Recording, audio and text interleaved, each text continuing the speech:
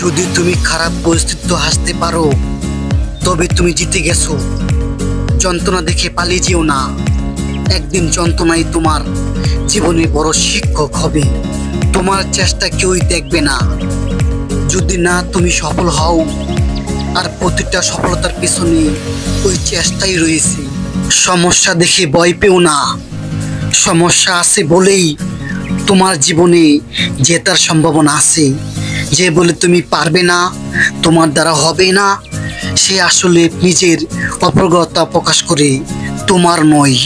কিছু মানুষ কেবল সফলতার স্বপ্ন দেখে, আর কিছু মানুষ তাকে বাস্তবে রূপ দিতে প্রতিনিয়ত চেষ্টা করে চলে। ভয় পাওয়াটা কোনো সমস্যা নয়, ভয় পেয়ে থেমে থাকাটাই সমস্যা। জীবনে একা চলতে হয়, কারণ বীর সাহস যোগায়, কিন্তু পরিচয় কেড়ে নেই।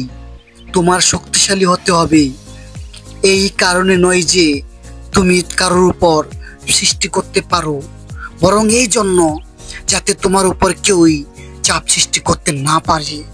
যদি তুমি সমস্যাকে বড় করে দেখো, তাহলে কখনো সমাধানের পথ খুঁজে পাবে না।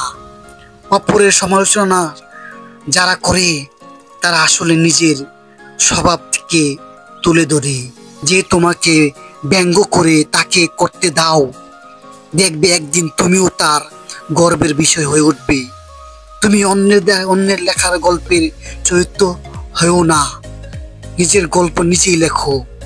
কান্না পাচ্ছে, কেঁদে নাও, কিন্তু চোখের জল শুকিয়ে যাওয়ার আগে আবার উঠে দাঁড়াও। প্রতিটা সফল মানুষের একটি অসফল অতীত থাকে, আর প্রতিটি অসফল অতীতের থাকে একটি সফল সমাপ্তি। নিজেকে কখনো নিরাশ হবার অনুমতি দিও না। যারা ভয় পেয়ে পালিয়ে যায়, সাফল্য তাদের দুয়ারে কখনোই আসে না। একদিন সবাইকে দুনিয়া ছাড়তে হবে, কিন্তু এমন কাজ করো যে দুনিয়া তোমায় ছাড়তে না পারে। নিজের ক্ষমতার উপর সন্দেহ করো না।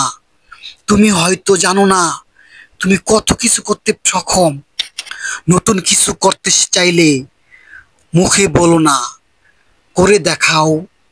কেউ যখন পাশে নেই, তখন সামনের খোলা পথকেই আপন করে নিতে হয়। আজ এই পর্যন্তই। ভালো থাকবেন। আল্লাহ হাফেজ।